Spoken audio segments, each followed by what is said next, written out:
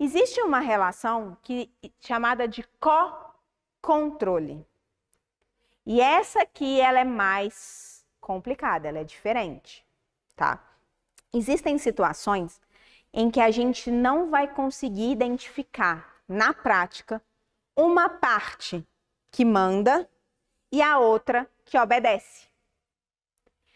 Entre a relação entre aquelas duas empresas, aí agora vou usar o exemplo de empresas porque fica mais claro, a relação entre aquelas duas empresas, não existe um que manda e um que obedece. Eles estão meio que num equilíbrio. Dentro da sua atuação, dentro do que aquela empresa faz, ela tem autonomia. As duas têm. Então, se eu tenho uma situação em que eu tenho uma relação entre terceiros, né, uma empresa com outra empresa, só que eu não consigo enxergar uma mandando a outra obedecendo, e há uma situação em que ambas têm autonomia no tratamento de dados, eu tenho a situação de co-controle, onde ambas as empresas ocupam a função de controlador. Ambas as empresas conseguem estar ali na situação de controlador. Vou dar exemplo para ficar mais claro. Vou dar um exemplo da mesma situação onde eu tenho uma situação de co-controle e uma situação de controlador-operador. Uma empresa de RH, tá? É uma empresa dessas de headhunter, de recrutamento e seleção. Mari, a empresa de recrutamento e seleção, ela é controladora ou operadora? Depende. Depende. Depende da situação em que ela está inserida e aí eu vou mostrar para vocês como que depende. Vai ter a situação A e a situação B, que são situações distintas, diferentes. Vamos lá. Vamos supor que eu tenho, vou colocar aqui exemplo, empresa X e empresa Y, tá? A empresa de RH é a empresa Y. E eu sou a empresa X. Eu sou a empresa X.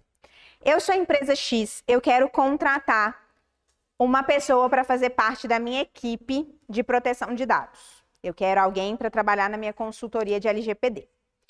Aí eu não tenho RH interno na minha empresa, quero que alguém experiente faça esse recrutamento, vou atrás de uma empresa de recrutamento e seleção. Aí eu chego lá, bato na porta da empresa Y e falo com a empresa Y assim, ó, empresa Y, é o seguinte, eu preciso contratar um candidato.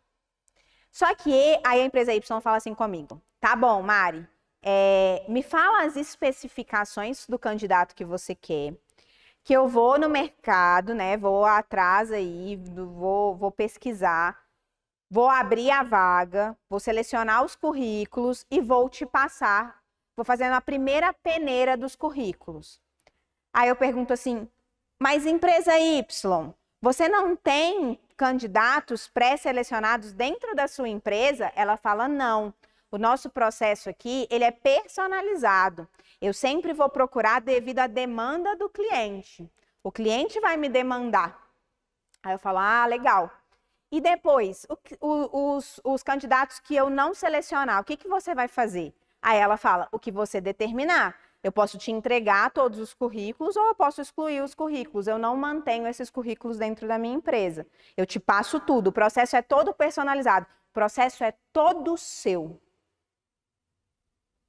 Percebam o seguinte. Eu vou chegar para a empresa Y e falar com ela assim, olha, eu quero um candidato, né? Não precisa de uma formação específica, mas que conheça a LGPD, que tenha um inglês intermediário. Um diferencial é ter feito o curso LGPD 4.0, puxando sardinha para o meu lado. Pode ser mulher, pode ser homem, a faixa etária está tranquilo. Essas são as minhas especificações. E aí a empresa Y vai no mercado procurar essas pessoas. Faz a primeira seleção e já fala assim, olha, recebi 100 currículos. Dos 100, eu vou te passar 30. Os outros 70, eu vou... O que você quer que eu faça com os outros 70? Aí eu falo, não, pode excluir, pode jogar fora. Aí eu pego os 30, vou lá, e aí ela faz também lá os processos de recrutamento e seleção com essas pessoas que eu pré-escolhi. Dos 30 a gente tira 20, depois tira 10, depois tira 5. E aí eu que determino tudo. Percebe que nesse nosso exemplo, a empresa de RH não tem o que ela não tem? O que ela não tem? O que ela não pode fazer? Ela pode fazer o que ela quiser com aqueles dados? Ela tem autonomia no tratamento desses dados? Ela tem alguma determinação ou ela só obedece? Se ela não tem essa autonomia, esse controle, ela só obedece. Ela só está na função de obedecer. Ela pode pegar aquele currículo ali e falar assim, a Mariana não quis esse candidato não, mas talvez a empresa W queira esse candidato. Ela pode fazer isso? Não pode. Não pode. Ela só obedece. Ela só está na função de obedecer. Então, nessa situação, qual é a relação da minha empresa com essa empresa de RH? Eu sou o quê? Eu sou controladora. E essa empresa é o quê? Operadora. Eu estou na função de controladora e ela está na função de operadora. Perceberam a diferença? Que eu determino. Sou eu que coleto o dado? Sou eu que estou lá coletando o dado, pegando aquele dado? Não. Não sou eu que estou coletando o dado. Mas, em que pese eu não esteja coletando o dado, ela que esteja coletando o dado é meu, da minha empresa, porque eu determinei para a empresa de RH que ela coletasse aqueles dados. Fui eu que pedi para ela. Então, ela é operadora. Só que aí as pessoas vão pensar assim, nossa, Mari, então sempre uma empresa de RH vai ser operadora e as outras empresas que contratam essas empresas vão ser controladoras? E a resposta é não. Não. A gente sempre vai ter que analisar a situação concreta, o caso concreto. Tá, Mari, ela não pode usar, mas e se ela usar? É por isso que a gente tem que amarrar essa relação entre controlador e operador. Como?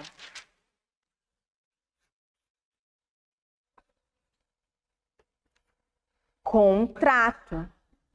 A partir de agora, com a LGPD, todo terceiro que a sua empresa tiver uma relação, a gente precisa amarrar essa relação com contrato. A gente precisa falar, inclusive, o que a empresa pode e o que ela não pode fazer com os dados. Se ela utilizar os dados, se uma empresa que é operadora utiliza os dados sem autorização da controladora, ela está o quê? Violando o contrato.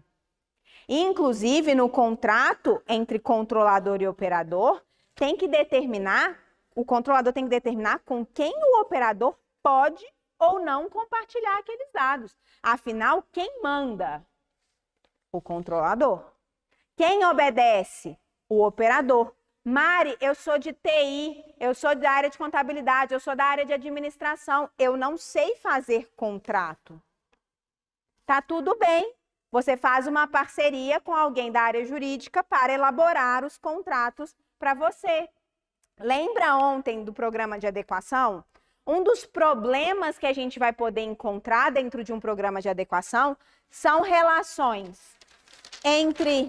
Volta para mim, Lu, o slide anterior, o anterior. Uma das coisas que a gente vai ter que... Obrigada. Uma das coisas que a gente vai ter que verificar sempre é as relações existentes e se tem contrato falando sobre proteção de dados, o que provavelmente não vai ter. E aí, o que a gente vai fazer? Aditivos contratuais para estabelecer as regras entre essa relação aqui, para que o controlador e o operador saibam o que eles podem fazer dentro daquela relação. Porque o que acontece? O controlador, ele tem mais responsabilidades na LGPD do que o operador. O controlador, a lei foi mais rígida com ele. A lei chegou e falou assim, olha, você que tem autonomia no tratamento de dados, você que determina o tratamento de dados, é você que faz isso. Então é o seguinte, querido controlador, você é responsável pelo operador. Então aqui existe uma responsabilidade solidária, tá? A galera do direito vai entender. Eles respondem juntos. Há uma responsabilização solidária entre o controlador e o operador pela violação da LGPD. Mário, os dois têm que estar adequados à LGPD? Sim. Os dois têm que estar adequados à LGPD. Só que é muito importante que você amarre essas relações com contratos, com contratinhos. Esses contratos têm que ter o quê, Mari? Definição de quem é controlador-operador, definição, né, do que pode fazer com os dados, o que não pode. O controlador tem que determinar a base legal, que é o assunto dessa aula ainda.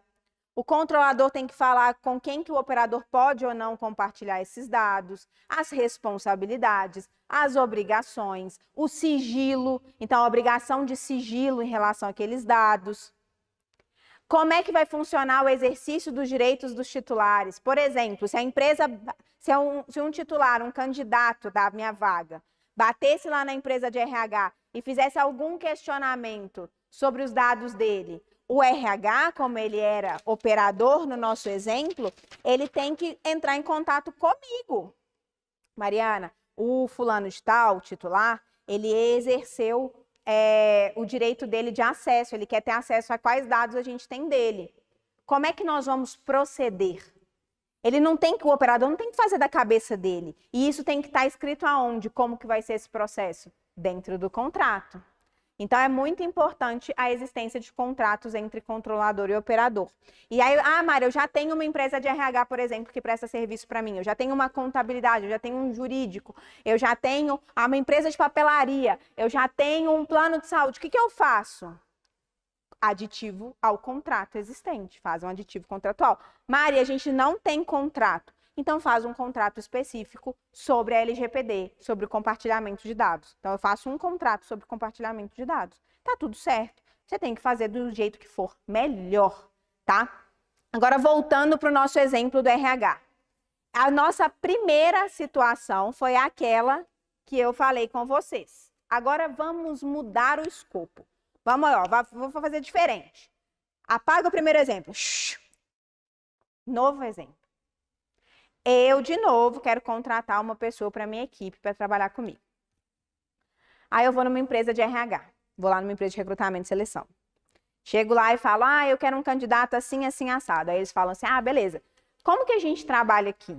A gente já tem um banco de possíveis candidatos. A gente faz uma análise direta, né, de vários candidatos. A gente já seleciona, a gente já tem umas pessoas selecionadas e a gente ainda vai abrir a vaga e pegar os currículos para você. Só que é o seguinte, os currículos eles vão ser para a nossa empresa, nós vamos entregar para você alguns dos currículos que a gente selecionar e vai ficar com outros aqui para que a gente possa utilizar esses currículos, talvez para uma outra empresa. E no momento que ela está procurando ali o candidato para a minha empresa, existe uma outra empresa que fala assim, ela pegou o currículo da Luciana. Pegou o currículo da Luciana, olhou o currículo da Luciana e falou assim, Luciana é do perfil da empresa da Mari. Mas espera aí. Tem a empresa do Joaquim, que eu acho que vai ser melhor para a Luciana. E aí ela pega o currículo da Luciana, ao invés de entregar para mim, ela entrega para a empresa do Joaquim. O que essa empresa de RH tem no tratamento desses dados? Ela só obedece ou ela tem autonomia no tratamento dos dados que ela coleta? Ela só obedece, vou sentar, ou ela tem autonomia? Ela pode fazer ali o que ela bem entende com aqueles currículos? Ela pode escolher entregar o currículo para o Joaquim ou entregar para mim?